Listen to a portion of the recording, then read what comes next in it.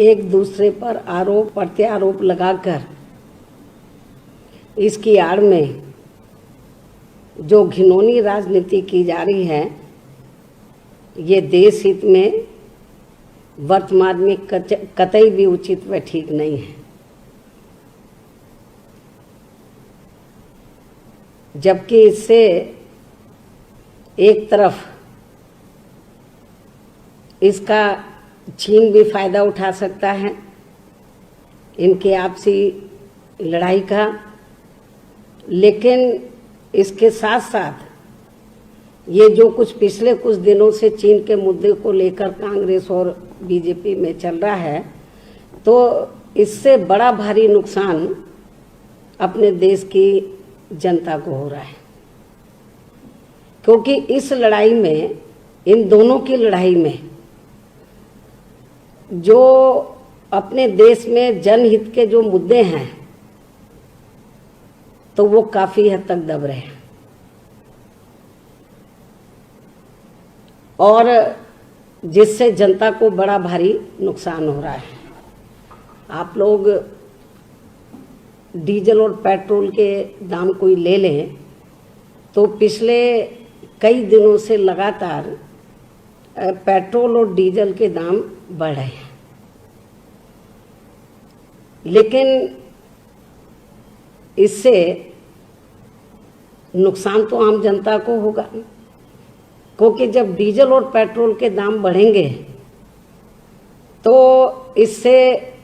सभी वस्तुएं, रोजमर्रा की जो वस्तुएं हैं वो महंगी होंगी, उस पर इसका बुरा असर पड़ेगा, कीमतें बढ़ेंगी। तो प्रभावित कौन होगा? जो गरीब लोग हैं, मध्यम वर्ग के लोग हैं, वो प्रभावित होंगे। लेकिन अब इन दोनों की लड़ाई में, कांग्रेस और बीजेपी की चीन के मुद्दे को लेकर जो दोनों की जो लड़ाई चल रही है, एक दूसरे पर आरोप प्रत्यारोप लगा रहे हैं, तो इससे ये जो जनहित के मुद्दे हैं, जो इस समय डीजल और पेट्रोल की दाम का बहुत गर्म मुद्दा है, ये काफी हद तक दब रहा है। जबकि डीजल और पेट्रोल के मामले में मैं केंद्र सरकार को यही कहना चाहूँगी कि एक तरफ तो अपने देश की जनता कोरोना की महामारी की मार से परेशान है, वो काफ़ी हर प्रकार से वो आर्थिक दिक्कत में है, और दूसरी तरफ डीजल और पेट्रोल ने इनकी परेशानियां और बढ़ा दी हैं। इसलिए मेरा केंद्र की सरकार को यही कहना है कि सरकार को डीजल और पेट्रोल के जो दाम है इसको नियंत्रित करना चाहिए, इसको जल्दी ही नियंत्रित करना चाहिए, नहीं तो इससे बड़ा भारी जनता को नुकसान होगा और इससे फिर जनता त्राही त्राही करेगी, और मैं समझती हूँ कि वो जनता के हित में ठीक नहीं होगा। इसके अलावा मेरा ये भी कहना है कि पिछले कुछ दिनों से मैं ये देख रही हूँ कि राज्यों की भी सरकारें, केंद्र की भी सरकार, चाहे वो किसी भी पार्टी के, केंद्र में बीजेपी की है, राज्यों में चाहे कांग्रेस की सरकार हो, या फिर जिन राज्यों में बीजेपी या अन्य पार्टियों की सरकारें हैं, तो पिछले कई दिनों से तो ये खास तौर से अपने देश को आत्मनिर्भर बनाने के नाम पर तो जो गरीब हित की या गरीब कल्याण की जो ये योजनाएं लॉन्च इन्होंने की हैं, अभी माननीय प्रधानमंत्री जी ने कुछ दिन पहले की हैं, तो लेकिन मेरा ऐसा मानना है, जो मुझे रिपोर्ट मिल रही है ज़मीनी स्तर से, कि ये इनकी पब्लिसिटी तो बहुत हो रही है योजनाओं की, चाहे वो राज्य सरकारें कर रही हो, चाहे किसी भी पार्टी की हो या केंद्र की सरकार, तो इसकी पब्लिसिटी तो ये बहुत कर रहे हैं, लेकिन इसका लाभ जो सर्व समाज में से जो गरीब लोग हैं या ज़रूरतमंद लोग हैं, तो उन लोगों तक इसका लाभ नहीं पहुंच रहा है। अभी तो केवल प्रचार हो रहा है काफ़ी, मतलब तो केवल प्रचार से काम नहीं चलेगा, ये केवल प्रचार करते रहे, चाहे किसी भी पार्टी की सरकार हो राज्यों में, केंद्र में बीजेपी की है कि हम गरीबों के लिए ये योजनाएं शुरू कर रहे हैं और खास तौर से देश को आत्मनिर्भर बनाने के लिए केवल योजनाओं के लॉन्च करने से काम नहीं चलेगा, बल्कि इसका लाभ गरीब व्यक्ति को, जरूरतमंद व्यक्ति को पूरा लाभ मिले। तो इसके लिए सरकार को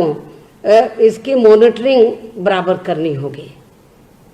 इसके बिना काम चलेगा नहीं, क्योंकि अभी जैसे उत्तर प्रदेश में उन्होंने कहा कि हम ये लाभ दे रहे हैं, लेकिन मुझे रिपोर्ट ये मिल रही है कि इसका लाभ इसका जो लाभ निष्पक्ष तौर से जो गरीब और जरूरतमंद लोगों को मिलना चाहिए वो नहीं मिल रहा है।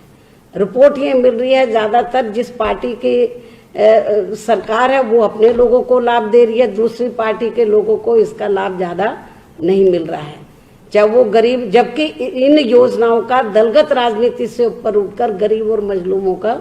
जो गरीब लोग हैं, जरूरतमंद लोग हैं, उनको फायदा पहुंचना चाहिए, वो बराबर नहीं मिल रहा है। तो इसलिए जो हमें शिकायतें मिल रही हैं कि इसका लाभ केवल सत्ता पक्ष,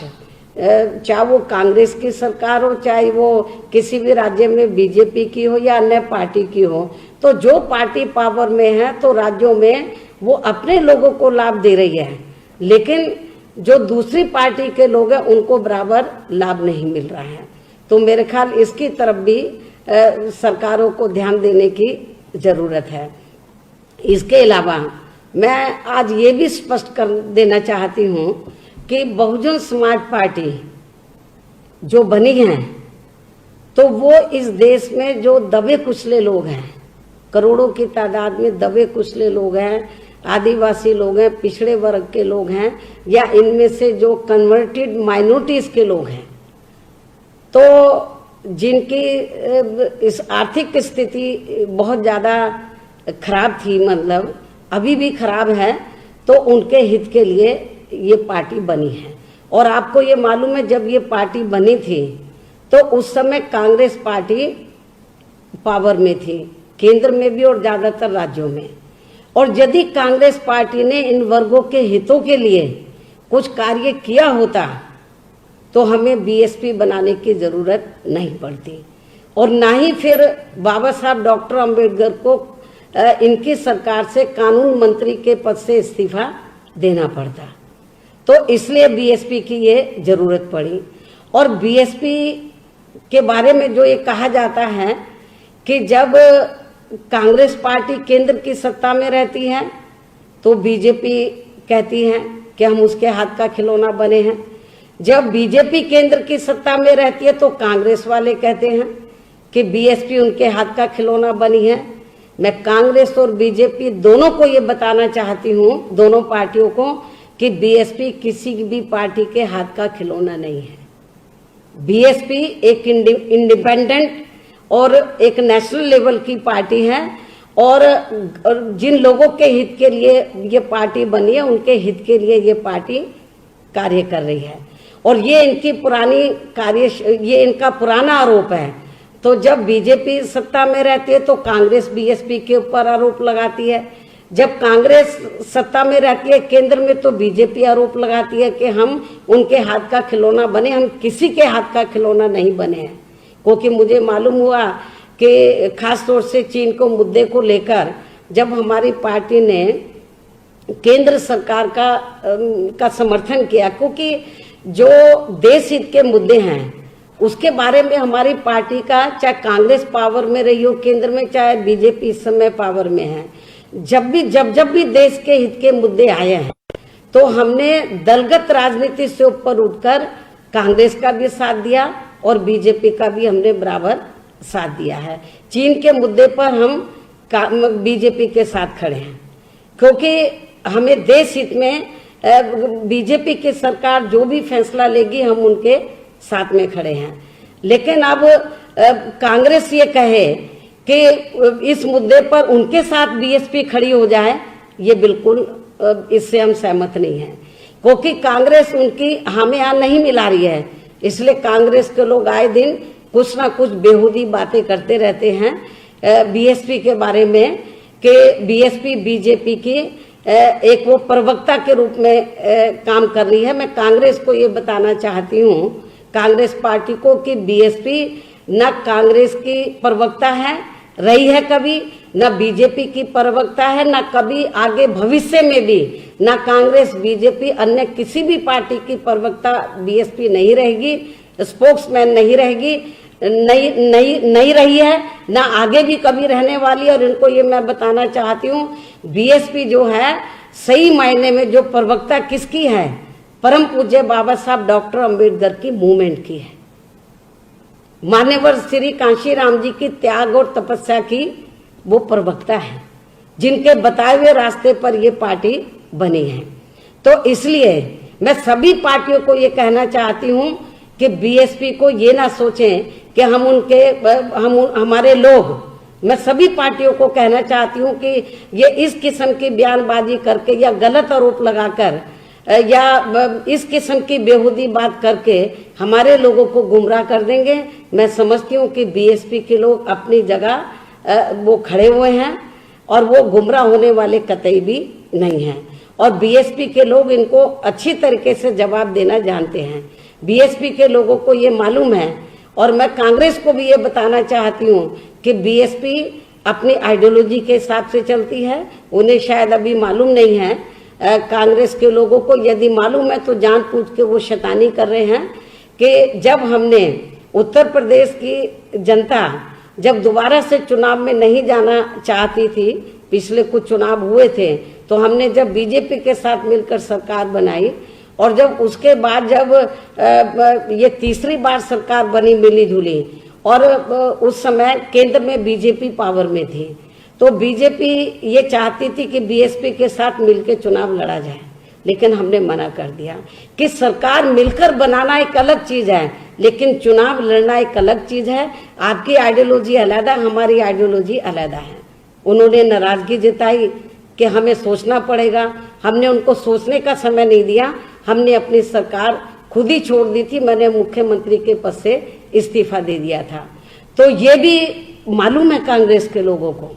अच्छी तरीके से मालूम है, लेकिन फिर भी क्योंकि उनको ये मालूम है कि बीएसपी बनी किसकी वजह से थी, कांग्रेस की वजह से। कांग्रेस ने यदि आजादी के बाद ईमानदारी निष्ठा से काम किया होता, और जो दबे कुचले लोग हैं, वीकर सेक्शन के लोग हैं और बैकवर्ड क्लास के लोग हैं, माइनॉरिटीज के लोग हैं, उनके हितों में कार्य किया होता, तो हमें बीएसपी बनाने की जरूरत नहीं पड़ती। ना तो उनका आरक्षण का कोटा इन्होंने पूरा किया, और ना ही इनकी आर्थिक स्थिति को मजबूत किया। और ये कोरोना महामारी ये जो इस समय फैली हुई है पूरी दुनिया में, अपने देश में भी, और जब ये बीमारी फैली और बड़े पैमाने पर जब पूरे देश में, खास तौर से उत्तर प्रदेश और बिहार, जो और भी राज्यों के लोग थे जिन्होंने वहां से पलायन किया और अपने प्रदेश में वापस आए, जो प्रवासी लोग थे, वो क्यों आए? वो इसलिए क्योंकि वहां की सरकारों ने उनका बराबर प्रबंध नहीं किया रहने का और खाने का। लेकिन सोचने की बात यह है कि उत्तर प्रदेश, बिहार, मध्य प्रदेश और ये हरियाणा और ये और भी राज्यों के लोग, ये अपने राज्यों को छोड़कर ये कब गए थे रोटी रोजी के लिए? ये कब गए थे? ये तब गए थे जब केंद्र में और ज्यादातर राज्यों में कांग्रेस पावर में थी। और यदि कांग्रेस पार्टी सत्ता में रहते हुए इनके लिए रोटी रोजी का प्रबंध करती, तो इनको दूसरे राज्यों में, बड़े बड़े नगरों में, महानगरों में रोटी रोजी के लिए नहीं जाना पड़ता।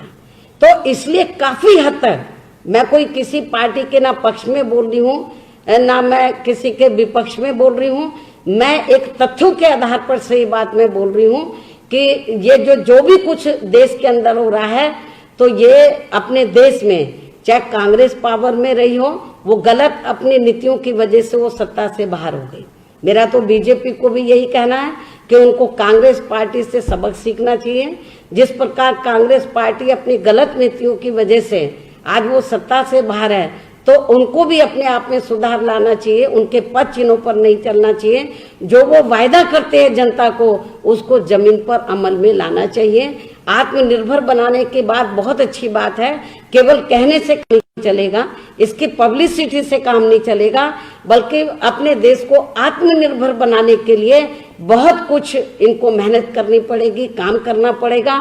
और जो भी योजनाएं इन्होंने लागू की हैं, केवल लागू करने से काम नहीं चलेगा, इसका लाभ लोगों तक पहुंचना चाहिए। इसके लिए इनको इसकी मॉनिटरिंग कमेटी अलग से बनानी चाहिए और सही लोगों तक लाभ मिलना चाहिए। इस ओर भी सरकार को ध्यान देना चाहिए। ये बात इसलिए मैंने ये कुछ तथ्यों को लेकर आज आपको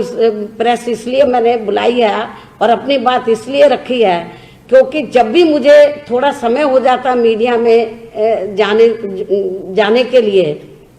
हालांकि मैं बीच बीच में ट्वीट करती रहती हूँ, लेकिन जब भी थोड़ा ज्यादा समय हो जाता है तो हमारी कुछ विरोधी पार्टियां